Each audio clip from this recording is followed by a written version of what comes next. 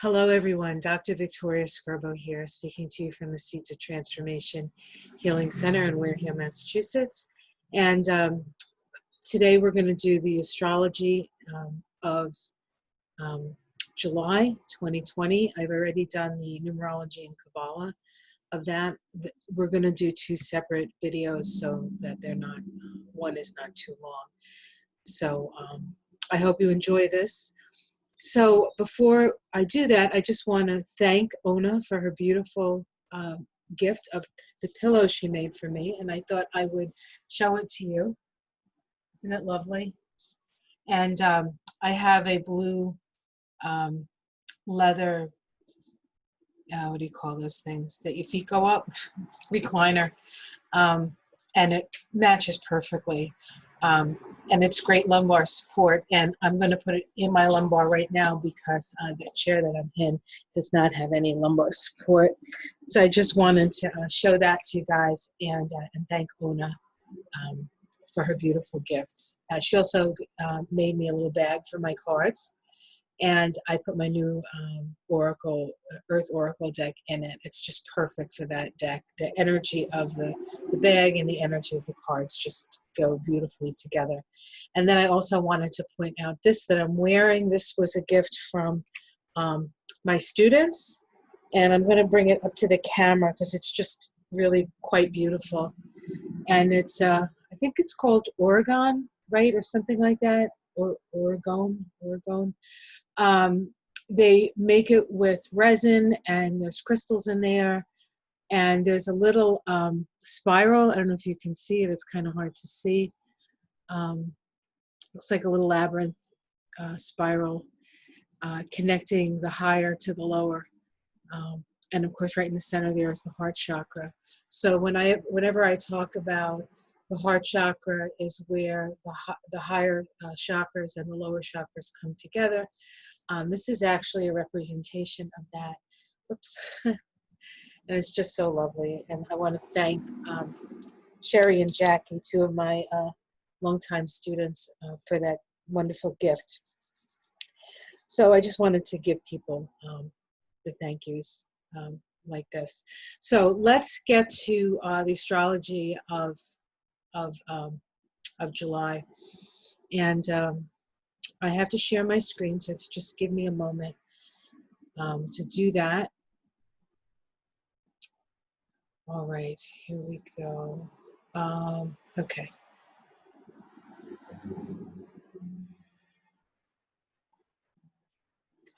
Okay, so I had to do a little stuff. So yes, we're going to be talking about July, and so you might be wondering why you see the astrology and Kabbalah of June.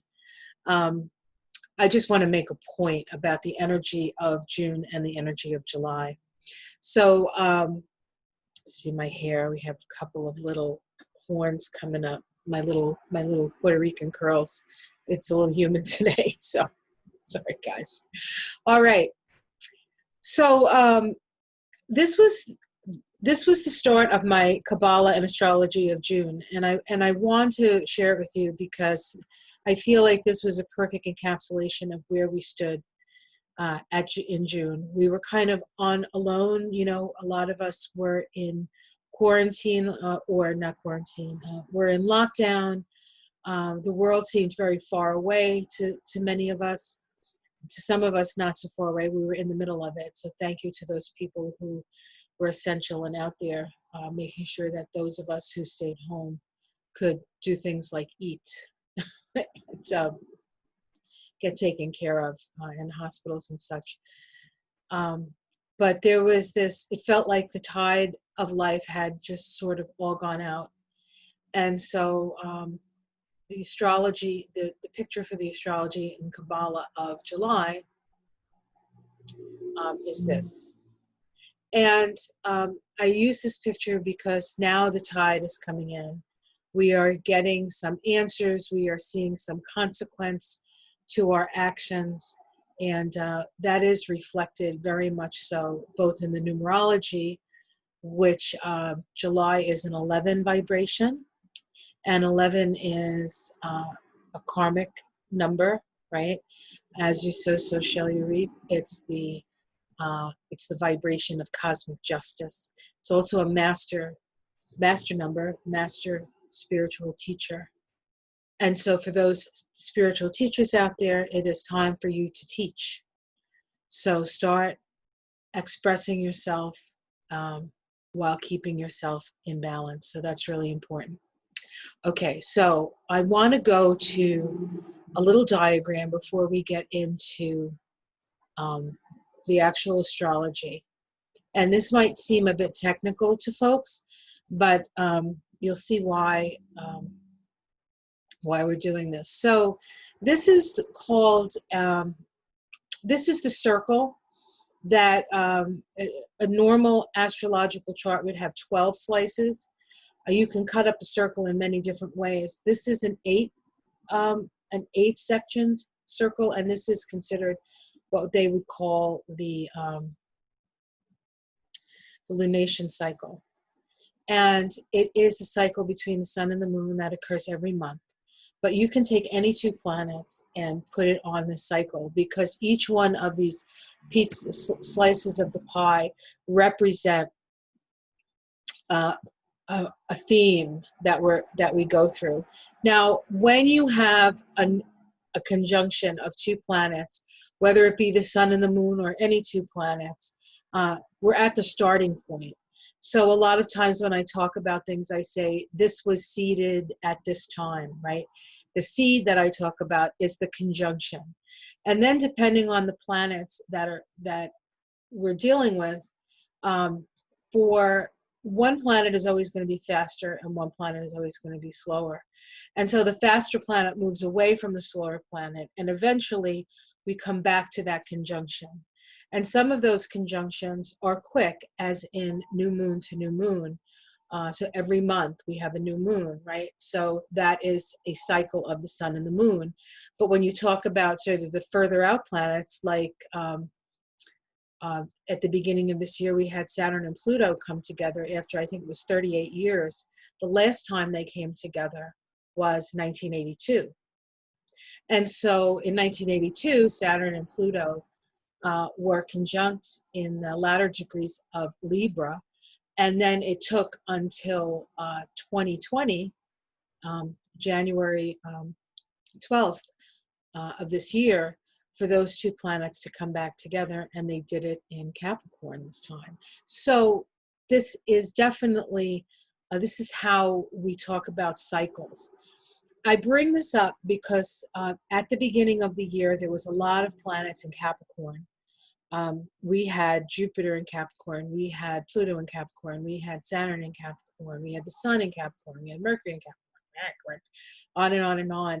There was a huge sort of pileup in Capricorn. And at the beginning of the year, the very end of last year and the beginning of this year, we had a lot of conjunctions.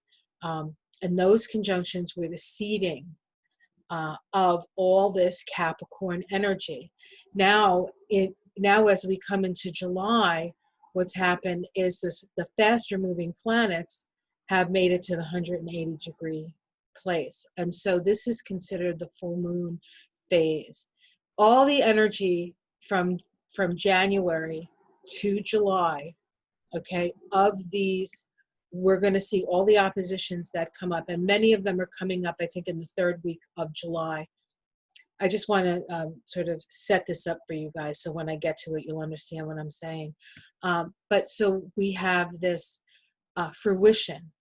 The seed is planted, and through this period, which is the period from January to July, the first 6 months of the year, right? Things were happening, but things were happening underground, okay, underground. Things were happening more internally. Things were fomenting. And now at this point, we come to the place where the fruit of that seed is here. And then we take that fruit and we disseminate it out into the world. So this is sort of private and this is very public. And so we're going to see very we're going to see the fruits to a certain extent of our labors, and then we have to take those fruits and we have to bring them out into the world and have the world interact with them. Okay, this is true on a personal level, and it's also true on a collective level. And wherever you happen to have Capricorn, all of those seeds were planted at that time, and now wherever you have Cancer in your chart, you're going to see fruition of those seeds. Okay, so that depends on your own personal chart. Okay, so I wanted to just talk about that. Now we're going to get started with the astrology of July. And thank you for allowing me to do that. So there is actually less things happening, but they're very important. So it's less things happening, but the things that are happening are pretty important and pretty potent. So on July 1st, which is actually today, we have Saturn retrograde back into Capricorn. That actually happens later in the day, about 7:04 p.m. on the east coast of the U.S. Saturn has been in Aquarius for a while now, I think 3 or 4 months, right around the time that we had to go into lockdown because of the coronavirus. And now, as Saturn backs into Capricorn, we have some places opening up. The places that were most affected at the beginning and in March and April are now opening up, and there's another wave going on in the United States that's happening as well. But we're not going to talk about that necessarily at this time. But what you did in the beginning of that January, March time, there's a fruition now. And so if you were in a state that took it very seriously, you guys are in pretty good shape. If you were in a state that didn't take it seriously in the United States, we have that fruition, and that fruition is pretty ugly in places, unfortunately. All to teach us a lesson. So that's happening. Saturn's going to move back into Capricorn now, and it's going to be there for 6 months. We have an opportunity to, while Saturn is retrograde, to rethink the way the government has responded to the crisis that we find ourselves in. And it's not just the coronavirus, but there's many, many crises that are happening. Then on September 29th, Saturn goes direct, and we'll go through the last sort of 4 degrees of Capricorn, and then go back into Aquarius on December 18th. And it will be there for about 2 1/3 years in Aquarius. And Saturn will be back into Capricorn for another like 28, 29 years. So some of us may not see it, some of us may, but this is an opportunity, especially from September to December, to move forward in a positive way. I'll have the government respond in a positive way to the situations we find ourselves in. Now, whether or not that can actually happen, and whether it's not, it's going to depend on who's in charge. So we'll see what happens here. We also have the Sun sextile Uranus today. Uranus is the energy of our higher selves. It's the energy of the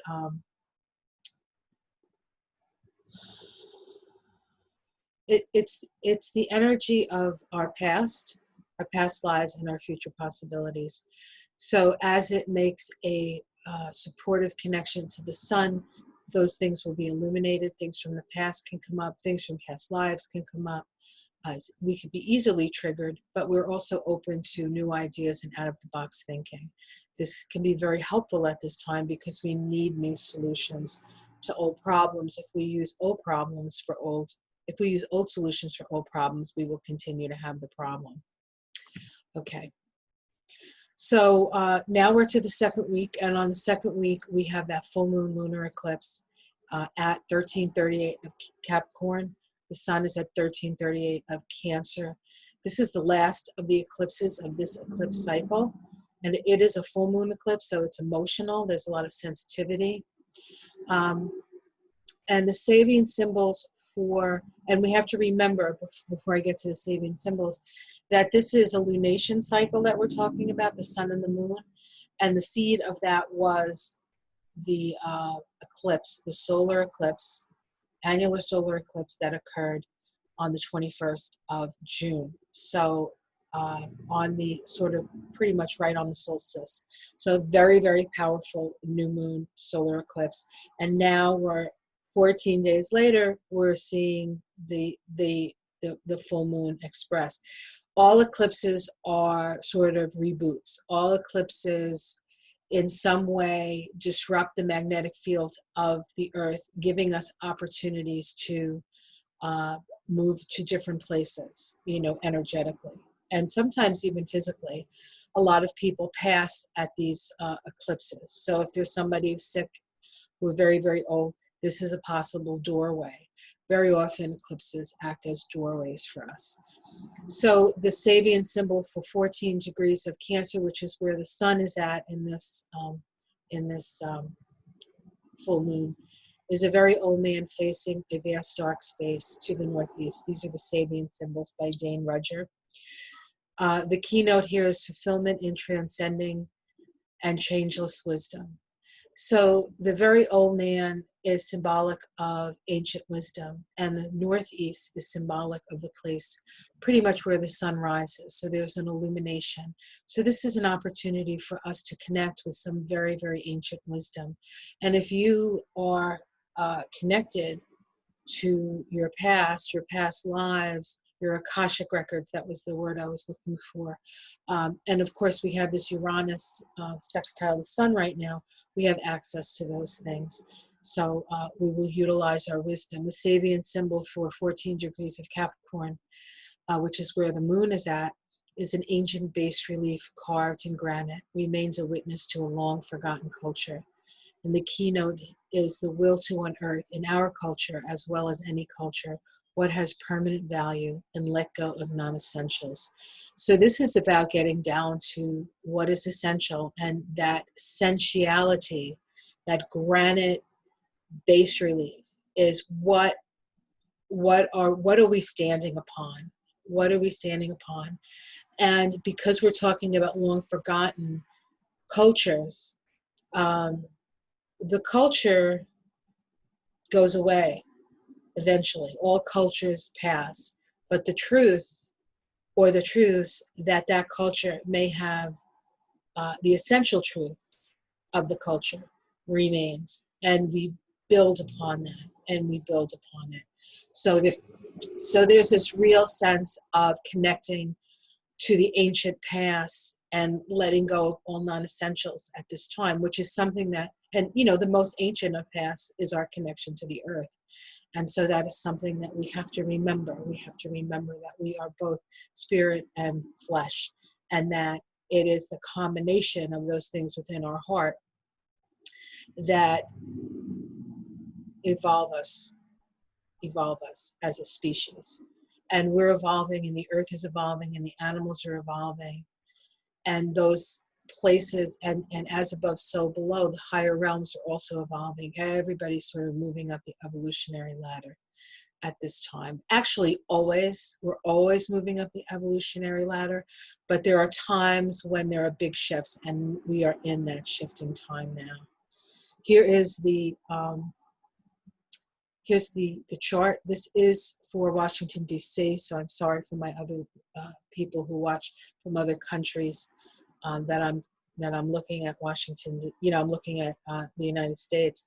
But this is significant because this is happening on the 5th, and the birthday of the United States is the 4th. So this sun is actually, and this eclipse, the axis of this eclipse is right on the sun of the United States. The sun of the United States is at 13 some odd minutes of Cancer.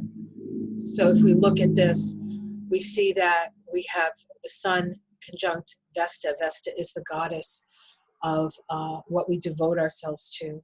And conjunct the sun in Cancer, we will devote ourselves to our families, our safety, our homes. So this is like, in a way, homeland security, but a sense of, having to take care of our own, in opposition to actually the government all this Capricorn energy here. We have this, we have the moon here, but we have Pallas, we have Jupiter, we have Pluto, all opposite the sun here, conjunct the moon. And the question is, how is the government taking care of its people? Quite frankly, they're not. Quite frankly, the federal government, under the leadership or non-leadership of Donald Trump, has stepped away and left everybody to their own devices. And so a lot of people have had to scramble, a lot of people, but what it has done is it has built community. It has built community. And we can take that building of community and move forward on it and make the government make the changes that it needs to make to support the individual communities. So ultimately, I think this could be a very good thing, but it's going to be a very painful thing as well. We also have a big square in this chart. This is a cardinal grand square with Juno, the Queen of Heaven, Chiron conjunct Mars here, Mercury retrograde in Cancer, and then the MC of this chart.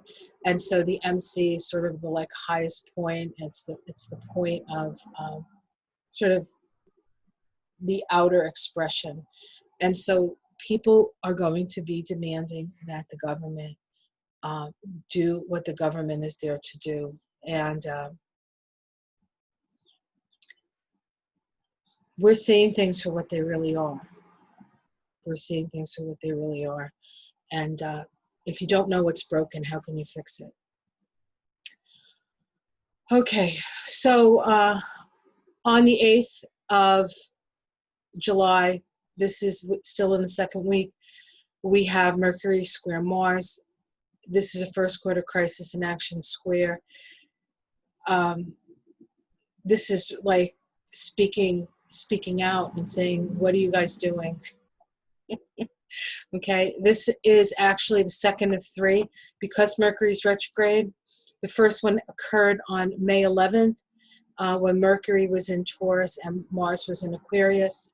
The second one is occurring on the 8th with Mercury in Cancer and Mars in Aries. Mercury in Cancer is, feeling, speaking, communicating with great feeling. And then, of course, Mars in Aries is very action-oriented. So this is really about speaking up. A lot of speaking up that's going to be happening this month. And then the last one occurs on July 28th, also in Cancer and Cancer and Aries, the Mercury in Cancer, Mars in Aries. And, of course, at this time, Mercury is direct. Okay, so let's see what else we have here. On the 12th of July, Mercury stations direct. So Mercury retrograde will be over on the 12th of July. However, it will be in Cancer for the rest of the month. So while things may seem like they're moving forward when it comes to communication, still going to be a very emotional time. On that same day, the Sun in Cancer trines Neptune in Pisces. This is very creative. It's a very creative time. There's a lot of opportunity actually for creative solutions at this time. It's like you have to sort of dream it and imagine it. Of course, dreaming and imagining can also create sort of delusions and illusions. But there's a sense of really having to look at reality as it stands. Part of Saturn moving back into Capricorn is like reality. Reality's going to hit us in the face, and it's going to bite, and we're going to have to fight. And well, we're going to have to stand up for ourselves, and on a certain level, force the hand of the government to start acting in a way that supports. We're actually the government.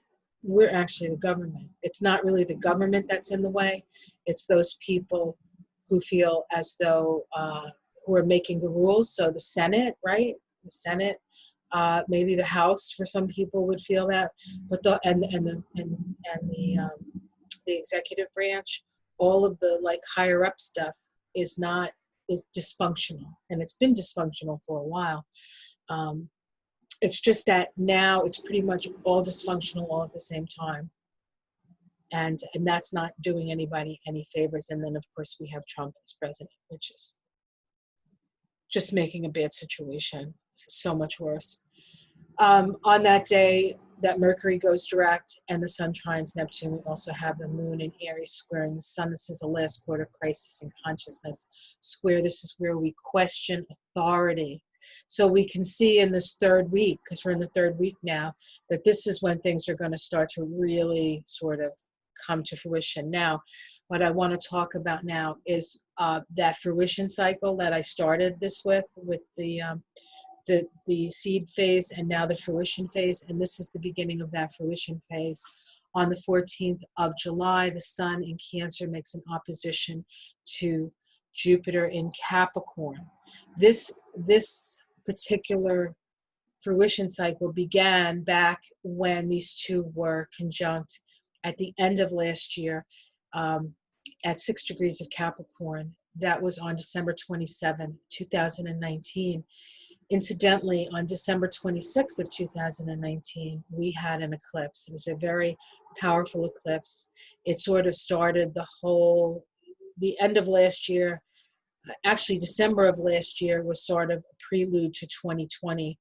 And it really was a prelude to 2020. And 2020 has been going along that way. And it sort of started with that eclipse. So if you look back to the end of December, we can see these patterns. And also that's when COVID, shortly thereafter, a couple of days later, was actually named on the 31st of December. That's why it's COVID-19, because the 19 is for 2019. So we're dealing with that. So the Sabian symbol for 6 degrees of Capricorn said 10 logs under an archway leading to darker woods. And the keynote here is the need to complete an undertaking before seeking entrance to whatever is to be followed beyond. I love this symbol because the 10 logs speak to me of the tree of life, which with its 10 sephiroth. And this is really that we had to deal with stuff that we weren't looking at, that we had not yet come to, that we had been ignoring, or whose time had not yet come to be looked at, to be healed, to be worked with. And from December, the end of December, to this point on the 14th of July, a lot of that stuff has come up. And now when we have this fruition cycle and we see what we have to do, now we can move to changing it in the outer world. Now that we see what we have seen and need to see what we see. The opposition at this time between the sun and Jupiter is, the sun is at 23 degrees of Cancer, and Jupiter is at 23 degrees of Capricorn. That 23rd degree of Capricorn is where we had the Pluto Saturn conjunction. So that is a very triggered degree. And this really speaks of these Sabian symbols, 23 of Cancer, the meaning of the literary society, an objective and critical approach to common factors in our culture and to its psychological problems. This is us seeing what the issues are and what needs to be healed and what needs to be fixed. And then the Sabian symbol for 23 degrees of Capricorn, a soldier receiving 2 awards for bravery in combat, the rewards offered by society for the fulfillment of individual responsibility. And we really are having to be individually responsible. One of the reasons why people wear masks is because they're being responsible to their neighbors and being responsible to their healthcare systems, so that they don't get COVID, or if they have it, they don't spread it. And that is being a good neighbor. And if you're a good neighbor, this is where we're learning that we have to be considerate of one another. And we have in office somebody who's only considers themselves. So we can see the balance of that, only considering self at the top, and then the rest of us down sort of at the bottom, or at the grassroots of it. The only real power we have is our individual power, which is powerful if we sort of come together, and that's happening as well. So there is this sort of at the top only thinking of themselves, and then the rest of us are saying, hey, wait a minute, I need to be a good neighbor, I need to, and the more we can realize that, and the more we can realize that we are together in this, and that together we can fix this, and that we are powerful, and that we have to stand up. It's time. We are the people we've been waiting for, right? So it's time to stand up, be counted, and be kind to one another. Okay. On the 14th of July is a very busy day. On the 14th of July, we also have a conjunction of Mars and Chiron. Mars is action, right? It's the action that we take. In Aries, it's new, it's initiatory, it's novel, it's pioneering. Chiron in Aries is a wound around identity. It's a wound around yang force, unrestrained yang, unrestrained masculine, aggressive force, or a lack of standing up for yourself. It could manifest its way in many different ways. But with Mars there, conjunct Chiron, we have an opportunity to start a whole new sort of cycle of healing for Mars and Aries. So we can either heal it, or we can re-wound ourselves. I say let's heal. And the symbol for that, which is occurring at 10 degrees of Aries, is a teacher gives new symbolic forms for traditional images. It says here, revision of attitude at the beginning of a new cycle of experience. So this is about facing the challenges and the problems that we have with new solutions, new creative solutions, trying them out, doing new things, doing it differently. We can't do it the same old way. So as you watch the news and as you watch, the cable, and they're really sort of, they're in the past. And to a certain extent, you'll see some of them come up with these ideas, and but we have to be more proactive. We have to sort of look like the future is in our hands. The future is not in Donald Trump's hands. The future is in our hands. And we have to be self-responsible enough to do what we need to do to move this world in a direction that's going to be good for all people and all creatures on the earth. That's just the end. This is it. This is it, folks. This is our, I guess, D-Day, right? To the forces of unfettered capitalism, unfettered greed, authoritarian regimes, this whole thing wanting to be in charge of everything. It's happening everywhere. It's happening in China. It's happening in Hong Kong. It's happening all over the world. It's happening here in the United States. It's time for the people to say no.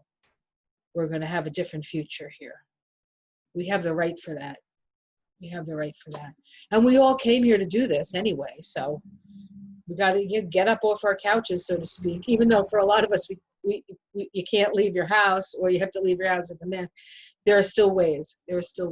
And that's one of the things I think that this whole lockdown has done, is it's given us the opportunity to think of different ways to solve problems. Before that, we were so busy being in, I guess, the rat race, that we didn't have time to see just how dysfunctional the race was, and how what's the word I'm looking for? How we were never going to win it. They kept putting the carrot further and further out, and we're running and running and running. We realized that we have a time to step back and see, who's in charge of the game here. And we don't have to play that game no more. We don't have to play that game no more. I think that's the expression, right? Okay. And here's Mars and Chiron. This is for Washington, D.C. And we have it in the 10th house of the president. Oh, wow. Isn't that interesting? Yeah. And this here, the ascendant is in Cancer. So this is ruled by the moon. We have the moon in Taurus conjunct Uranus in the 11th house. This is the people demanding. This is revolution. This is our physical bodies and in Taurus, our essential needs, all being sort of blown up here. So people are not going to sit by and watch all this happen. People are going to stand up to it. On the 15th of July, the Sun makes an opposition to Pluto at 24 degrees of Capricorn. The initial conjunction occurred on January 13th of 2020 at 23 degrees of Capricorn. That is the Saturn-Pluto degree, 23 degrees of Capricorn. So we have the Sun and we have Pluto. When the Sun and Pluto came together, there was a seed planted for the illumination of the direction of our evolution. What did we have to learn? What did we have to embody? What did we have to in order to evolve? And we have the answer at this time with this opposition. So we have, of course, Saturn. Where are we here? So it's the Sabian symbol for 24 degrees of Cancer, which is where the Sun is at this time. A woman and two men castaways on a small island in the South Seas. The focalization of complex inner potentialities and harmonic and concrete relationships. And the key word is interdependence. A lot of those words you don't understand. I barely understand them. But the key word here is interdependent. We are interdependent on one another. And then Pluto at 24 degrees of Capricorn, a woman entering a convent, total commitment to a transcendent goal, keyword transcendent security. So this is really about embodying our soul's purpose, right? Our soul's purpose. We need to commit to evolving, and we need to commit to interdependence and the realization that we need one another if we are to survive on this desert island called Earth. And here we have the Sun opposition. Here's the Sun. It's opposing Pluto here. It's very close. We still have a lot of planets in Capricorn here. So, and in this case, for Washington, D.C., it's the third house and the ninth house. And the third house and the ninth house is the house of the mind. So it's where we learn. It's where we come up with a philosophy of life. It has to do with our beliefs, and it has to do with our understanding, and it has to do with the information that we're getting. So it's very important at this time to be very choosy about what information you're taking, and you have to make sure that your sources are good ones. My favorite sources, actually, or my favorite source is Democracy Now! For the news and the PBS NewsHour. I find those to be the most balanced. Of course, Democracy Now! is very progressive and kind of hippie-ish, but that's my thing anyway. But you learn a lot of stuff that you don't know. They talk about a lot of the things that are happening that nobody else is talking about, and things that we need to know. So I think that's important as well.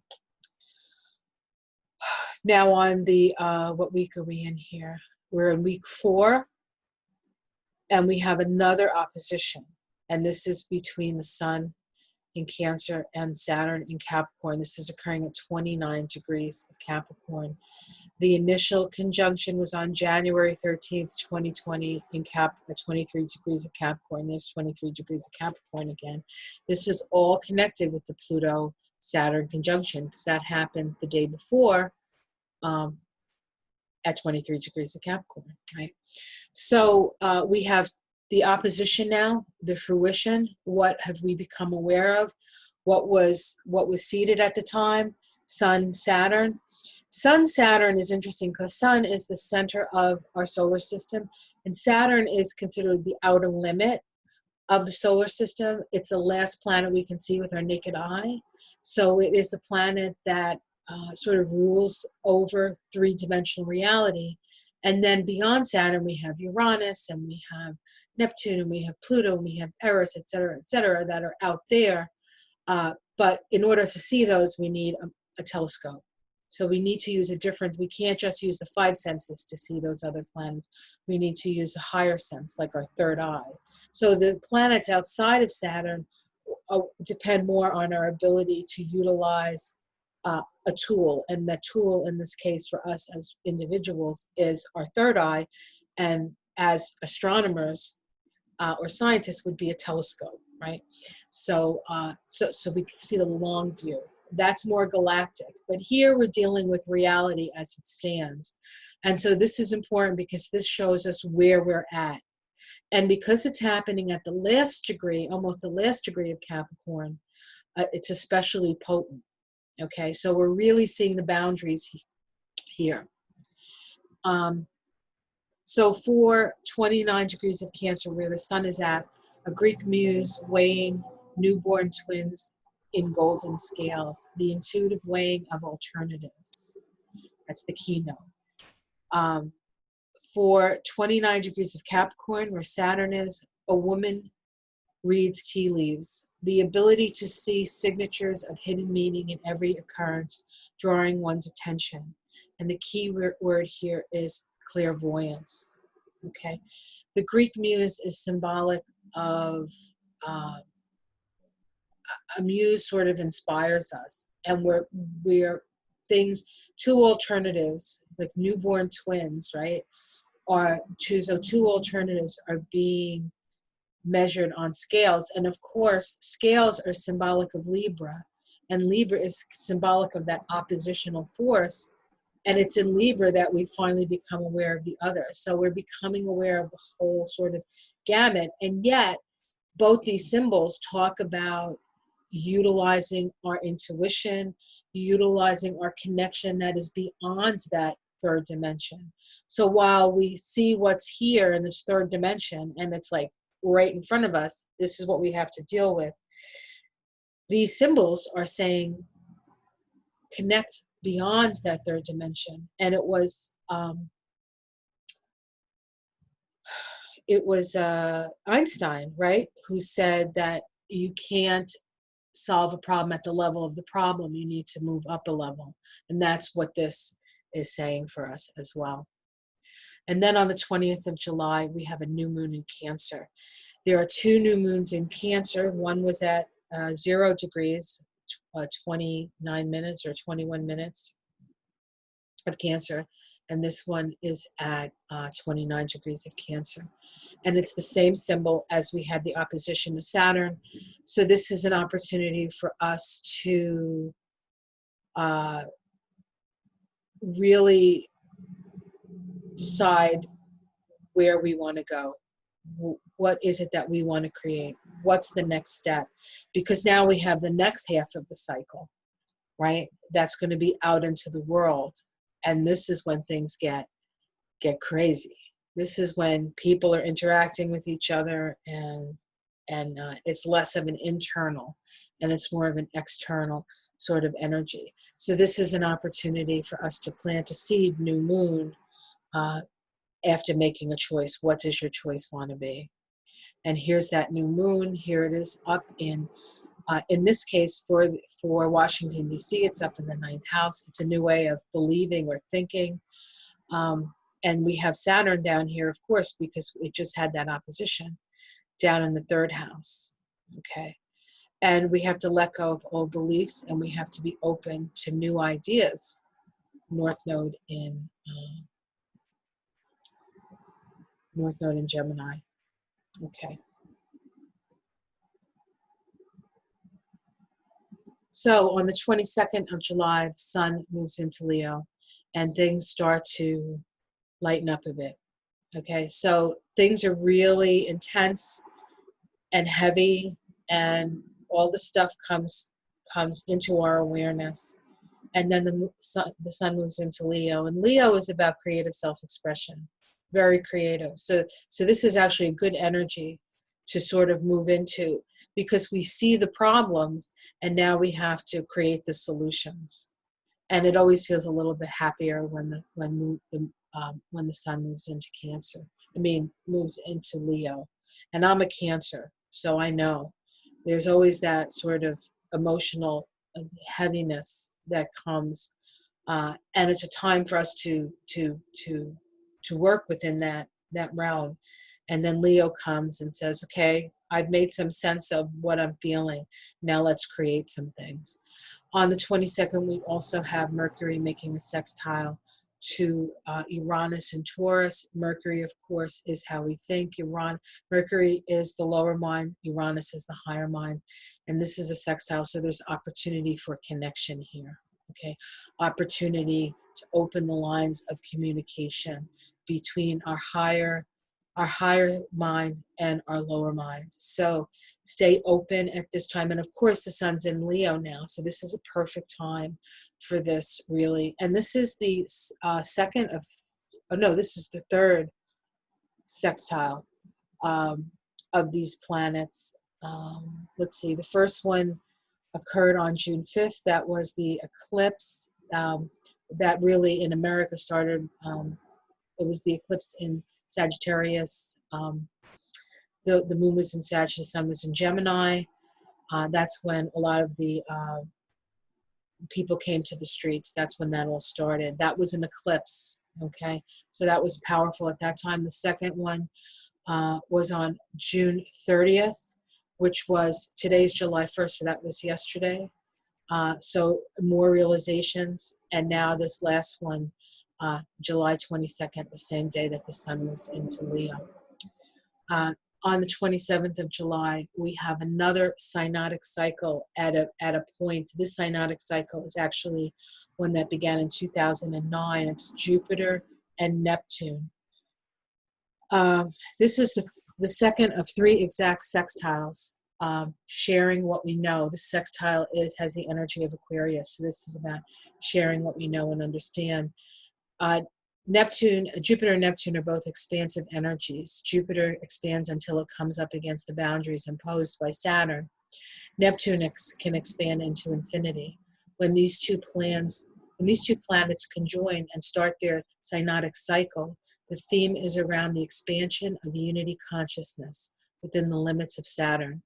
Their synodic cycle began in 2009 with 3 conjunctions, 2 at 27 degrees of Aquarius, and the last one at 25 degrees of Aquarius. So we're talking about this cycle starting back in 2009. To put that into perspective, that was the first year of Obama's presidency. So we had the 3 conjunctions, 27 degrees of Aquarius. For 2 of them, an ancient pottery bowl filled with fresh violets. The importance of traditional skills and artistic values deeply rooted in man's instinctual feelings as a frame of reference for man's most authentic emotions. And 1 for 25 degrees of Aquarius, a butterfly with the right wing more perfectly formed, the capacity to develop rational and fully conscious aspects of the mind ahead of normal evolution. So this is pointing to the fact that our minds are evolved, perhaps, but our emotions are not. And that evolution of the emotional body is really the evolution of the soul. And so the soul sort of has to catch up with the mind. We need to balance, the mind is sort of more of a masculine principle, and the soul is more of a feminine principle. And they need to come into balance. And remember, we're in an 11 vibration this month.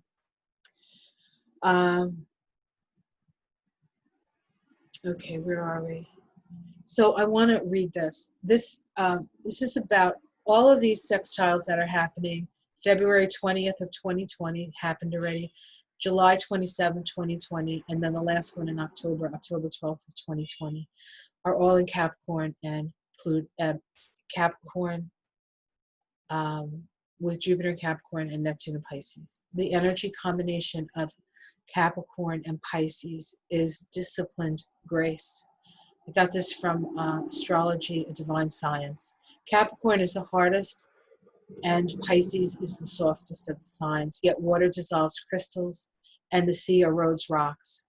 This combination brings the realization that discipline produces the smooth and flowing movements of the dancer, who by strength of muscle and body rises lightly above the earth. And this is what I say about this. This aspect is about creating structures so that the dream can thrive, a dream shared by all, because we all need to have equal opportunity to be the best that we can be. with the responsibility of sharing the best with the community to raise all boats. So this is about us, everybody having the opportunity to shine. Not everybody's going to shine in the same way. Not everybody's going to, but if people aren't given the opportunity, we'll never know. And as we all share in the opportunities, instead of all the opportunities being at the top, right, the hierarchy, then it improves the lives of everyone. On the 27th, we also have Venus squaring Neptune, first quarter square. Venus is the planet of love. Neptune is the planet of compassion. This is a crisis in action. How do we act in compassion? How do we spread love? On the 27th, we also have Mercury square Mars. Remember, we talked about this before. This is the last of the three of them. And again, this is about speaking up. But I think at this point, we're coming from a little different place than we were the second time we spoke up, or even the first time we spoke up. Because we've been through a lot and we've seen things this month. On the 30th, Mercury makes an opposition to Jupiter. Mercury and Jupiter are the planets associated with the mind. Mercury is the left brain, Jupiter is the right brain. You know, the logical and the creative. And they're on the same, to a certain extent, they're equal because they're on the scales here equally. And this actually began, this seed was planted on the 2nd of January, when these two planets were at 8 degrees of Capricorn. They were also at that time, I believe, conjunct the South Node. This is South Node, or Jupiter was conjunct the South Node at that time. And so this is a time when we have gathered the information that we needed to understand that conjunction, the Sabian symbol. In a sunlit home, domesticated birds sing joyously. The wholesome happiness which subservience to ideals and patterns of well-established culture bring to those who accept them unreservedly. This is about accepting things as they are, but it was conjunct the South Node. So that had to go. That had to go. And now we're on the other, now we're at this point where we're like, well, a lot of that has already gone. So now what are we doing? And so 21 degrees of Cancer, where Mercury is at, a famous singer proving her virtuosity during operatic performance. Keywords here is the price of success. And 21 degrees of Capricorn, where we have Jupiter, a relay race, the value of competition in developing group consciousness. And so this is really about the hard work that it's going to take, and the hard mind work that's going to take for us to reestablish our values and our essential needs at this time, so that we can build a better world. Because those people at the beginning of this, right, at that conjunction, who accepted things as they were, they accepted things as they were, and they had things that were good, but not everybody had that. It's all about equal opportunity, right? Okay.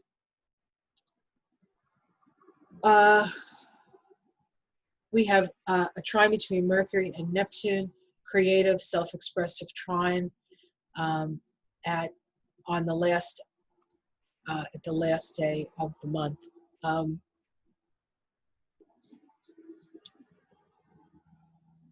This is helpful.